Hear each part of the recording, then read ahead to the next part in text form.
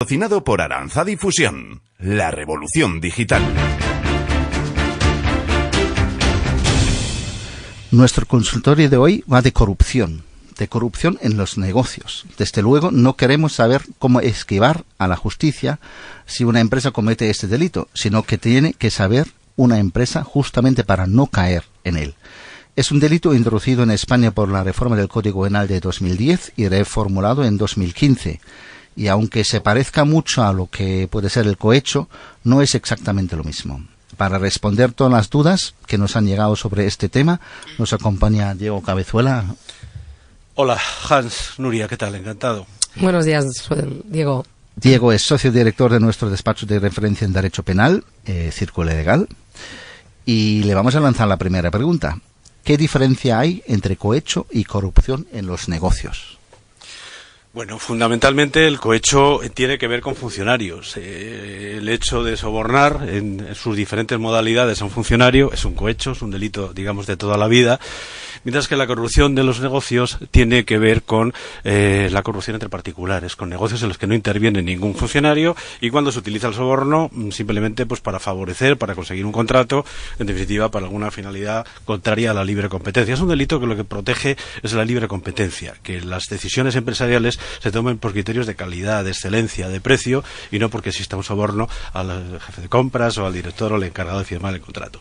El cohecho, como digo, es otra cosa, es funcionarios, tiene un elenco de conductas mucho más amplio porque lógicamente la función pública se protege por el Código Penal de forma mucho más esmerada y hay modalidades de cohecho que no tienen su equivalencia en la corrupción de los negocios. Pero en fin, esta es la idea. El empuje de la Unión Europea para la limpieza de los negocios privados es prácticamente ya imposible de resistir para el legislador español y tanto en 2010 como en 2015 pues se ha ido acuñando esta figura que efectivamente es de nueva entrada, tiene todavía buena jurisprudencia, pero yo creo que tiene un buen futuro por delante y hay varios procesos muy interesantes en marcha. Diego, entra de lleno en el ámbito de la responsabilidad de las personas jurídicas, ¿no? ¿Incluye a todo el mundo dentro de una empresa, desde el administrador hasta un colaborador? Pues, sí y no. Es decir, en principio están incluidos, según el Código Penal, el directivo, el administrador, el empleador y el colaborador. Con lo cual, sí se incluye, desde el punto de vista de la responsabilidad personal de la persona física que pueda dejarse sobornar, se incluye prácticamente a toda la empresa. Incluso yo creo que cuando se dice colaborador, puede incluir a colaboradores externos con cierta capacidad de favorecer la firma de determinados contratos. Pero en cuanto a la responsabilidad penal de las personas jurídicas, hay que hacer un matiz. Cuando se trata del sobornador, del que soborna, pues evidentemente responderá él y responderá la persona jurídica que por falta de control haya permitido que se produzca este soborno o intento de soborno. En cambio, cuando es la empresa sobornada, la cuestión es distinta, porque la responsabilidad penal de las personas jurídicas exige un delito por falta de control, pero también exige que sea un delito en beneficio de la persona jurídica, algo que de alguna manera le pueda reportar algo bueno. Entonces, si el pobre empresario al que le han sobornado a su jefe de compras resulta que por un soborno paga un precio superior o compra bienes de inferior calidad o se ve en definitiva movido o inducida a una decisión de compra equivocada, pues evidentemente no hay ningún beneficio. Entonces, el sobornador siempre, la empresa sobornada no necesariamente. Hay que ver caso por caso y probablemente la regla general sea que no haya una responsabilidad penal corporativa por el hecho de que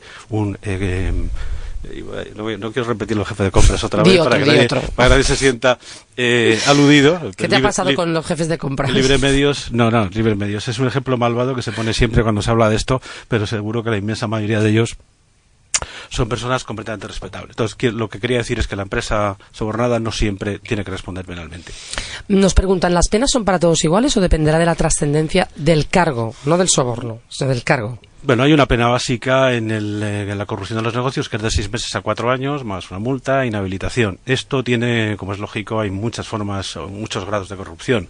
Hay un tipo atenuado, cuando las funciones del culpable son funciones pequeñitas, se puede bajar la pena hasta en un grado, hasta 3 meses, o también si la cuantía del regalo, del soborno, de la dádiva es pequeñita, también se puede reducir. Y luego hay, por el contrario, tipos agravados en los que puede llegar la pena hasta 6 años de prisión, cuando se trata pues de hechos de una gravedad manera inusitada, con cuantías en juego muy importantes, grandes contratos, grupos criminales que están organizados de alguna manera para realizar estas cosas de manera profesional o sistemática, y en esos casos, como digo, la pena se puede elevar. También cuando se juega con contratos que versan sobre materias de primera necesidad o de algún contenido humanitario, también ahí las penas pueden ser más graves y llegar, como digo, hasta los 6 años de prisión. Vamos a las preguntas en concreto de algunas empresas que lo que quieren es no caer en este delito, ¿no? Súper típico, pero nos llega desde Valencia. Nos preguntan si aceptar el regalo de un comercial puede llegar a considerarse corrupción en los negocios, si al final acabas contratando a esa empresa. Pues esa es una buena pregunta. En principio, el hacer regalos de empresa, regalos corporativos, pues entra dentro de lo que se llama crear buen clima, cuidar al cliente. Eso es algo que todos en algún momento de nuestra vida hemos hecho y es algo perfectamente lícito, una cortesía que no tiene nada de malvado. Lo que pasa es que muchas veces el regalo se puede utilizar para alimentar una relación especialmente favorable a la firma de contratos o en un momento determinado puede ser un regalo excepcional que pueda mover a la voluntad o encubrir un auténtico soborno. Entonces, en este sentido es muy difícil dar una regla general.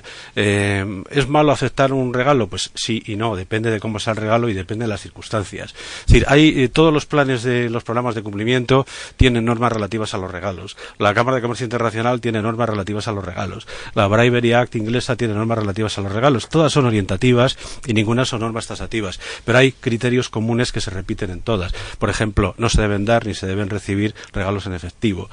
No se deben dar ni recibir regalos que excedan un determinado límite. Yo creo que los 90 euros es una cifra que está en casi todos los programas de cumplimiento. No se deben dar ni aceptar regalos en momentos sensibles, cuando una persona está a punto de resolver una licitación o una adjudicación de un contrato importante. Pues un regalo podría ser mal interpretado.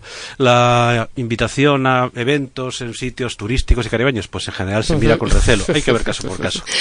Oye, la última. Una empresa exportadora de Valladolid nos hace llegar una cuestión. ¿Cómo se trata en el nuevo Código Penal la corrupción en los negocios transnacionales? Lo que pregunta es si puede colisionar la ley con las tradiciones comerciales de algunos países con los que hace negocio esta empresa, como por ejemplo Japón. Buena pregunta. Pues a ver, como digo, es un tema en el que no hay reglas generales. En principio, los negocios transnacionales tienen el mismo tratamiento que los negocios nacionales. Es decir, siempre y cuando sea competente la jurisdicción española, porque el responsable sea español o la empresa sea española, el directivo sea español, se aplicaría el Código Penal español y por lo tanto el negocio nacional o transnacional no tenía ninguna diferencia. Dicho esto, efectivamente el tema de los usos locales es un tema que siempre hay que tener muy en cuenta para valorar la bondad o maldad de un regalo. Por lo tanto, si en Japón, cosa que por cierto me encanta saberlo, pues alguna vez tengo algún negocio, algún cliente, algún negocio que hacer en Japón, ahí existe la costumbre socialmente aceptada de dar regalos cuando se inicia una relación comercial, pues sin duda, siempre y cuando estos regalos no fueran escandalosos, con arreglo a los criterios manejados en Japón, me imagino que el Código Penal español no tendría nada que decir. Diego Cabezuela, socio director de nuestro despacho de referencia en Derecho Penal, Círculo Legal. Buenos días, gracias por aclararnos estas dudas. Gracias a vosotros. Derecho Abierto, dirigido y presentado por Hans Bock y Nuria Rivas.